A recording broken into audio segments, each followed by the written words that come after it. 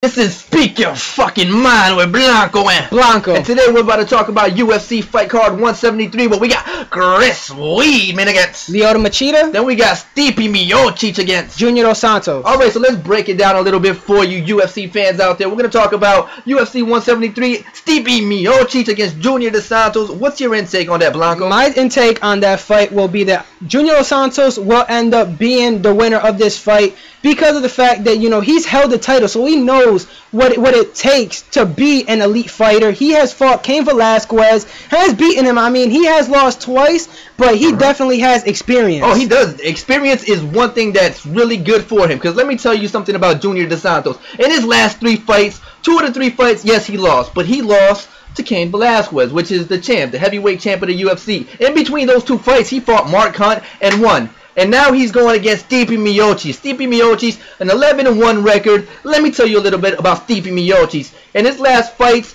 he won unanimously against Roy Nelson. And his most recent fight, he won a unanimous decision against Gabriel Gonzaga. So how do they match up? How do Stipe Miocic and Junior Dos Santos, how do they match up in something like this, huh? I think they match up pretty well. I mean, there's not much that we know about Stipe Miocic besides that he's able to carry out a fight and have a decision victory. But Junior Dos Santos, he is able to knock people out. He is. That knockout power is just unbelievable, incredible. Just one-hit knockout. Junior Dos Santos is very unorthodox, and he can take you to the ground as well. And something about Stipe Miocic that I just want to throw out there with his 11-1 record is that that one loss that he lost was to Steve Struve. And he got knocked out, meaning that his jaw is extremely suspect, and Junior Dos Santos is going to target it, and it might be lights out for him, but I'd say, honestly, I think Junior Dos Santos is going to win this fight. Do I think it's going to be a knockout? I think that there's a great possibility. I'm leaning for maybe a 4th round knockout by Dos Santos if it even goes that late into it. And what do you think about that? I think that Miocic needs to watch out for Junior Dos Santos' hands because Junior Dos Santos packs a hell of a punch. So, yeah. Alright, man. Well, speak your fucking mind and let us know what you think about that. Now, let's move on and talk about Lyoto Machida against Chris Weidman, the undefeated middleweight champion of the world. What's your intake on that, Blanco? Now, look. You know, Lyoto Machida is a phenomenal fighter, and so is Chris Weidman. So I think this will definitely be a close match. Chris Weidman, we all know, is a phenomenal wrestler with powerful elbows. I am leaning towards Chris Weidman to win this fight, even though Lyoto Machida is unorthodox. But it's just the youth is going to take this match. You're right about that, brother, because let me tell you something. It's like we're in a new generation of fighters, the young, up-and-coming elite fighters, such as John Jones, such as Anthony Pettis, and Chris Weidman falls right in there. I mean, he came and basically dethroned, you know, the champ of that division, Anderson Silva. But now, it's crazy. It's kind of ironic because now the way it's all set up, you know, Lyoto Machida now has an opportunity for this belt because Vitor Belfort backed out. That's amazing to me because think about that. Lyoto Machida, he trains with Anderson Silva. So Anderson Silva has been in the octagon with Weidman twice.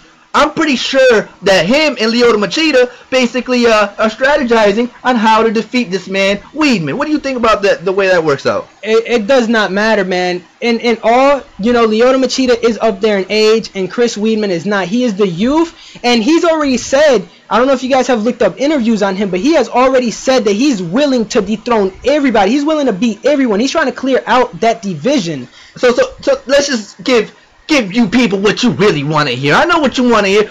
Who's going to win? Who do we think? Who do Blanco and Blanco think's going to win? Where would you put your money? Well, where would you put your money at?